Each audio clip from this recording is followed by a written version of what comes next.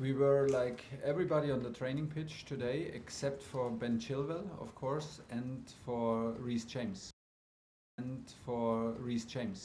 Who has a bit muscular problems after his last 3 matches, not at his injured legs, the other leg. But still, and we need examination. We thought he could be maybe on the pitch today, but he couldn't, so we need further examinations to see what's going on. I was going to ask you about Reece, because obviously he's so important to you. He's proved it again. You have to be really careful now. The games are coming thick and fast. He's played in every game since he came back. Yes, and he felt it during the match, and that's why we took him out, and it didn't get better. So we are worried, and but still we need like some more details and some more information. So today will be like some further examinations. It was obvious what he gives to our team and can give to our team, so not good news at the moment. I know you don't know, you've made that clear, but do you fear it's a big setback? A setback for sure, I hope not a big one. And you say Ben Chilwell isn't obviously training with the rest, but he has been out on the grass. Yeah, I think they did a photo, no? And I think they did the photo during the 1 minute he was out. So it feels like this, so nobody saw him. It was like, we were all like super excited, but it was just the weather was made it possible that he can do the exercise he normally does inside outside. So they made him smell the grass and get him a bit excited, but nothing like, and not even close to football team training, whatever. No. So you're not changing your prognosis about seeing him before the end? No chance. Kai Havertz, is he undroppable at the moment? Well, nobody's undroppable, but if he plays like this, and if he stepped up in his mentality, in his game, and he's very, very good, has a huge influence physically and from his quality in our game. And that's why he's very, very important. He's in a good shape. He turned things around again for himself. He was very strong in the beginning of the season, and then he had like some weeks ago a spell where we did not feel him so involved like we feel him now, and he fought his way out. So full credits to him. It's the absolutely right mentality, and he shows how important he can be, and it's very, very important for us. Do you take personal pride in that? Me? No, I don't take the pride. Is no, absolutely not. It's on him. He stepped up and he made the players take care of themselves, that they are on the pitch, and if they're on the pitch, they need to take care that they stay on the pitch. And he did absolutely this. He was like a bit like down, and he had struggles to fight for it and to know how to fight for it. And then he stepped up. We spoke, but it is like more or less a daily thing, and he changed again his attitude, used his physique, used his body, and went day by day, and was more and more impressive. And he's in a very, very good shape since long time. And nothing has changed in the relationship, and he's we always trusted him, and he shows his potential. He's still very young, and it's very good. Finally, from me, congratulations again to you and the team for playing well and winning with everything that's going on outside. Have you had any updates? It seems there are a lot of people interested in buying the club, which is good news. Do you hope it's done as soon as possible? Well, to have clarity is always better than to have uncertainty, but I have to say we produced performances, and we produced results in times of global uncertainty, and also in club-wise uncertainties. That makes us proud and shows us maybe more important to be proud. It shows that we can trust in ourselves, and gives us a lot of trust in the culture of the club, in the culture here at Cobham. And this gives us good feeling from. So we have the culture right, and we have the attitude right, and we can focus even if things are uncertain. In the moment, I have absolutely no more information than you have, for sure, and that's why no updates on that. John, 5 line. Hi Thomas. All right.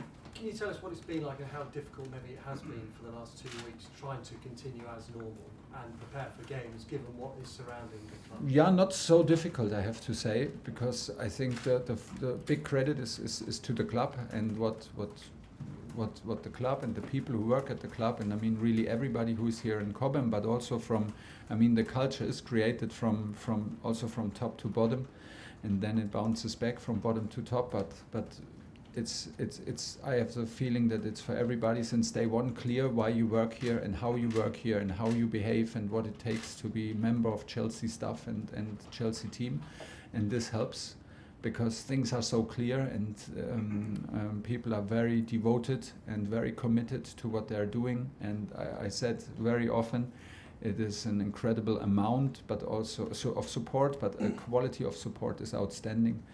And this is what I mean, and that creates a certain atmosphere, and once you have this can protect you in uncertain times, or if things get a bit awkward and distracting. It always has an effect, but it calms you down, and this is, so the huge credit is for the club in general and for the organization, and we have to take care about it, me, myself, foremost. We have to take care about this, and then it is possible.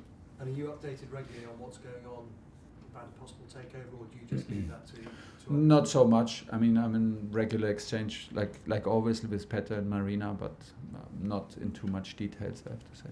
You spoke about Kai Havertz and his good form, which obviously means Romelu Lukaku is probably not getting the time that he would want. What's his state of mind? Do you have to manage him quite carefully? Yes, of course. It's not easy in the moment for him, but he's a member of the team and an important member of the team, and there are other players at certain times who are not happy because the biggest problem is that we can only start 11 players, and a lot of players think, and they have a reason, that they are regular starters for us and can be regular starters. Kai, there's always a chance because Kai can also play more positions than only number one. We can also play with double strikers, like we played in the second half against Burnley, and we played in Luton second half with two strikers. So there's always a chance. It's not only Romelu, it's also Timo, and it's sometimes one of the midfielders.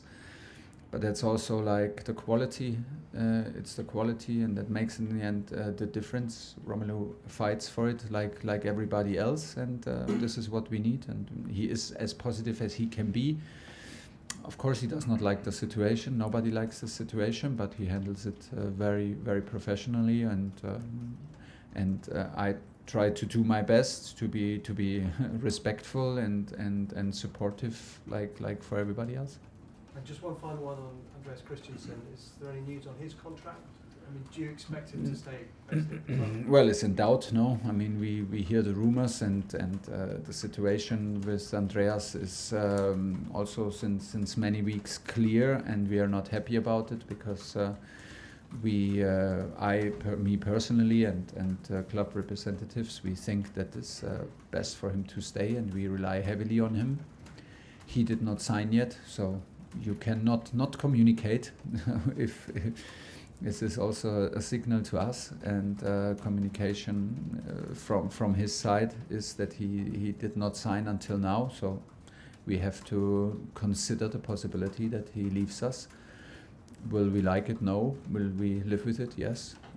Things are not personal, never should be personal, but yeah, this can happen, but I have no further information. No, like not information that I don't want to share, no information at the moment. Okay, James, Talk Sport. Thomas, there are some suggestions that Christensen could be off to Barcelona. Is there any information you have on that? And if that was the case, would that affect his availability for you up until the end of the season? I don't think so, because like I said, if things happen, I try, and normally it's the best thing not to take them personal. If things like this happen, then he's still our player, and we will do what's best for us until his contract. He's a Chelsea player. That's the point. He knows that we appreciate him a lot. I think it's a crucial point at his Chelsea career in the moment. I think it's a crucial point where he has the chance to in the perfect age, in the perfect moment regarding the situation, the system in which we play, the guys who play at his side. giving all these, considering all these circumstances, it's for me the decisive moment for him to step up and be a huge Chelsea player for the next years. If he decides otherwise, I will not take it personally, and it is in the end not important if I understand it or not. But I will treat him as my player until the very last day if he behaves how we behave here. Do you think you found the best position now for Kai Havertz, and is he now your best option in that central forward? Well, in the moment he plays, and it's because he deserves to play, and he deserves because he gives so much to the team. I think he can play all three positions up front. He can also play as a double striker. There's not so much different, but in the moment he digs in this central position, and he does well. And finally from me, Jurgen Klopp was speaking the other day about how Man City and Liverpool are pushing each other to insane levels, is what he said. How far away do you think Chelsea are? Do you think you've got everything you need here to be able to reach those levels in the next couple of years? Yes, we have everything. This is clear. There's no hiding, there's no excuses. We have everything. This club provides everything. The culture that we talked about, the culture, the infrastructure, the squad, the mentality. We have everything. What it needs. It's on us to push and to not lose the contact. There are some reasons why the gap opened, but I think there are always numerous reasons. But it's not the moment to complain, not the moment to be too negative. We have what it takes, and we will join the race.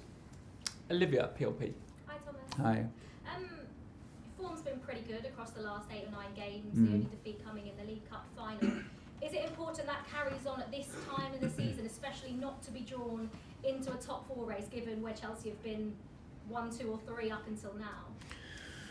Yeah, and we want to stay where we are at least, and take what we can get from the guys above us. But as we just talked about, Man City and Liverpool, they show you that they produce these kind of results consistently throughout every month, and they don't dip or they don't drop in performance and points wise in certain months over certain periods. So this is what happened to us. I think that the COVID situation in certain moments and the injury situation caught us and had a huge influence on our points.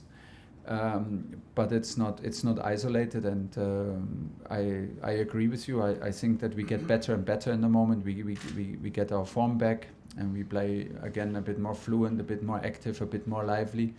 So in this also a bit again more and more attractive, nicer to watch.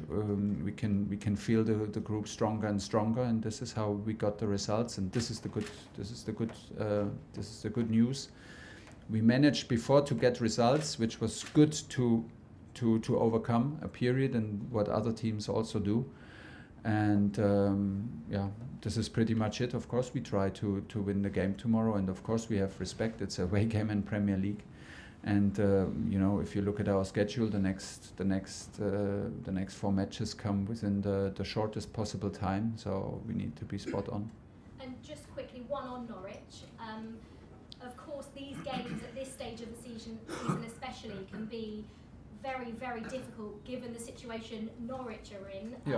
Really, really struggling. Do you expect it to be, I don't know, more of a challenge is the right word than sort of the home game, the 7-0? Sure, because this was exceptional, and this happens like once a season. If it happens once a season, and would be a big mistake to draw any conclusions from this game. We did not use it in preparation, and we will not use it. We analyzed the last matches from Norwich. They have a new coach. They have a bit a new style in defending and approaching the games. So yeah, there's a lot has changed, and this should not affect our mindset. This is absolutely clear. This is anyway very, very important to consistently also forget too much praise and stay humble and keep on going again and again in this kind of league. This is what the 2 top clubs at the moment, the 2 top teams, the 2 top teams show since years, and this is where we want to join. And if we want to join, of course we are like They are the underdogs. They have nothing to lose. These are these kind of situations, and we handled these kind of situations very well. We know what it takes, and it's on us to deliver. Okay, we're going to do Nick and then Simon and James Ollie to finish. Nick. Hi Thomas. Hi. Obviously Christian Pulisic, another one who's coming into form it seems. And what do you think he needs to do? What does he need to do to hit his potential? Is he sort of on course now, or is there anything specific? He's in a good moment and in a good form, and it's a good link up between him, Mason, and Kai. So they have assists together. They are decisive. They have goals. For me, Christian needs and what he can bring to the team is his physicality and his ability to hit high intensity on very repetitively and on a high frequency. This is the focus, and from there he's the other thing is that he has the ambition and the natural hunger and ambition to arrive in the 6-yard box, and this is good, and this is what we need, and he needs to focus. He needs to focus on these things and start from there. And if he does, and if he feels the physical fitness, the physical ability to do so, he can have a huge influence in our game. Simon. Hi Thomas. How important is it, given this is takeover related, to limit the instability caused by takeover, to have Marina and Petter part of the next regime, as it were? Part of the next. Regime, That will, part of the next. Yeah, this will not be my choice, and